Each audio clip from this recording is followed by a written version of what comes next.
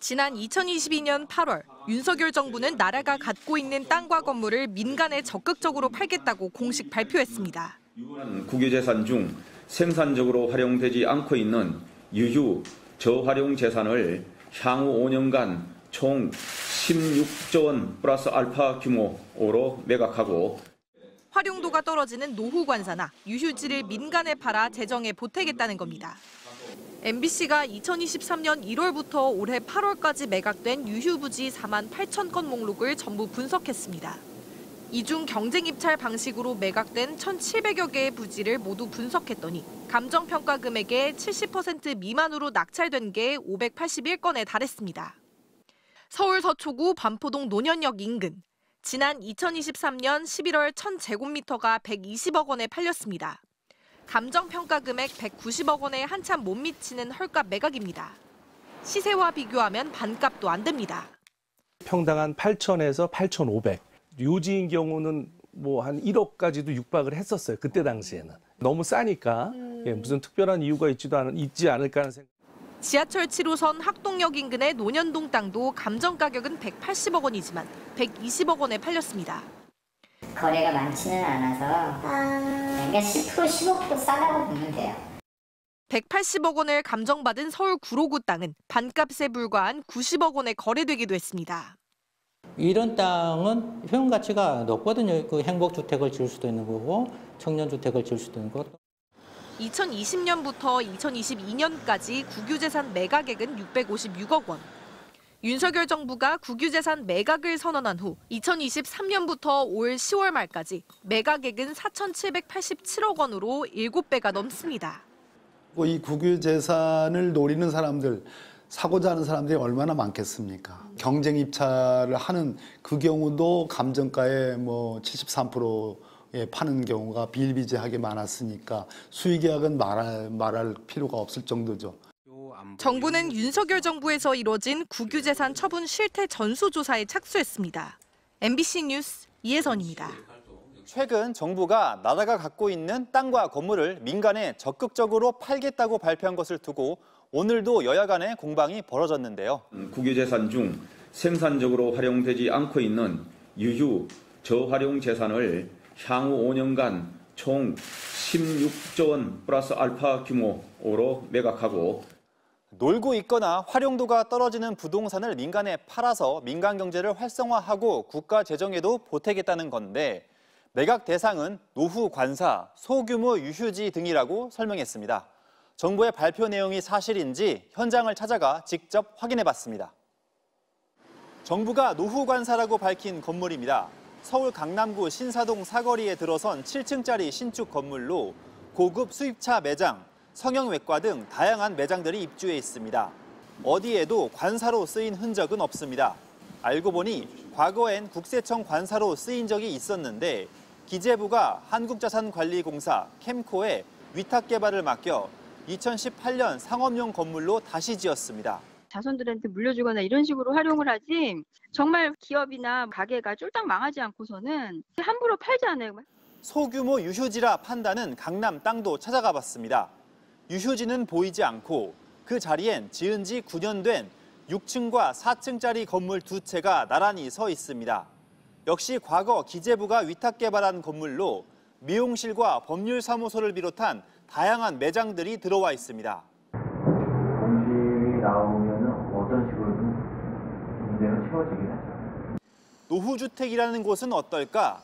세 채 모두 2008년에 지어졌는데 역시 주변 상권이 발달했고 대부분 1층에 상점들이 입점해 있습니다. 결국 팔려고 하는 국유재산이 유휴지, 관사, 노후주택이라는 기재부의 발표는 사실이 아닌 셈입니다. 지금도 노후관사인가요? 그 노후관사를 개발해서 지금은 다른 빌딩이 됐다는 얘기입니다. 정부는 해당 건물들의 감정가가 2천억 원 정도라고 밝혔는데 부동산 상승기와 맞물릴 경우 새로운 건물주는 이를 되팔기만 해도 적잖은 이익을 올릴 것으로 예상됩니다. 무엇보다 임대 계약을 맺은 매장들은 건물주가 민간으로 바뀔 경우 받게 될 불이익을 걱정하고 있습니다. 완전 안 좋아지겠죠? 땅들 건물주들은 되게 크게 금액을 올리는데 여기 딱 정해진 5% 환분해서 올리니까. 현장에 가보기만 하면 이른바 노는 땅이 아니라는 게 바로 드러나는데도 이를 숨기는 이유는 결국 정부가 부족한 세수를 메우기 위해 공공성과 수익성까지 갖춘 알짜 부동산을 팔려 하는 거 아니냐는 의심을 낳고 있습니다. 매각 대상 부동산은 감정가가 수십, 수백억 원대 부동산인 만큼 실제로 사들일 수 있는 건 기업이나 자산가들일 수밖에 없습니다. 게다가 지금은 부동산 하락기에 접어든 만큼 팔아도 제값을 받기 어려운데 정부 자산의 공공성에 대한 더 깊은 고민이 필요해 보입니다. 알고 보니였습니다. 울산의 23층짜리 새 건물, 한국석유공사 사옥입니다. 공기업 지방 이전에 따라 2014년 1,860억 원을 들여 새로 지었습니다. 하지만 지금은 주인이 따로 있습니다. 석유공사가 팔았기 때문입니다. 한국석유공사는 지난 2017년 이 울산 신사옥을 민간 회사에 매각한 뒤 재임대 쓰고 있습니다. 지난 5년 동안 집행한 임대료만 480억 원에 이릅니다. 지금 임대료로 몇십억씩 내고 있다는 걸 들으시면 좀 어떤 기분인지? 서울에 있겠습니다. 자가가 낫지 않습니까, 전차보다. 석유공사는 왜 완공 3년도 안 된 새 건물을 팔고 새빵살이를 시작했을까?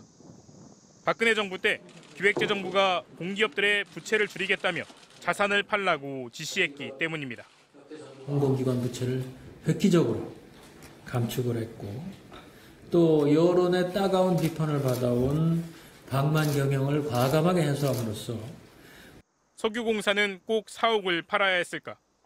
지난 2018년 감사원은 석유공사가 사옥을 판 게 잘못됐다는 감사 결과를 내놨습니다. 건물을 팔고 새빵살이로 들어가는 바람에 임차료 등으로 15년 동안 585억 원의 손해를 볼 거라고 밝혔습니다. 그럼 건물을 사들인 건 누구일까? 코람코 자산신탁이라는 회사입니다. 코람코는 1980년대 말과 90년대 말 두 번이나 재무부 장관을 지낸 이규성 씨가 설립해 초대 회장을 맡았습니다. 2대 회장은 금감원 부원장 출신 이우철 씨, 현 3대 회장은 금감위 부위원장 출신 윤용로 씨입니다. 역대 회장 3명이 모두 재무부 관료 출신, 현 기재부 출신들이 주축인 회사입니다. 코람코는 이 건물을 사서 석유공사에 다시 임대해주고 지난 5년 동안 안정적으로 매년 96억 원의 임대 수익을 올렸습니다. 코람코 자산신탁이 100% 출자한 자회사 코람코 자산운용. 이 사진 가운데 눈에 띄는 인물이 보입니다. 론스타코리아 대표 출신의 차정화 이사 옆에 나란히 등재된 인물, 유일호 사회이사입니다.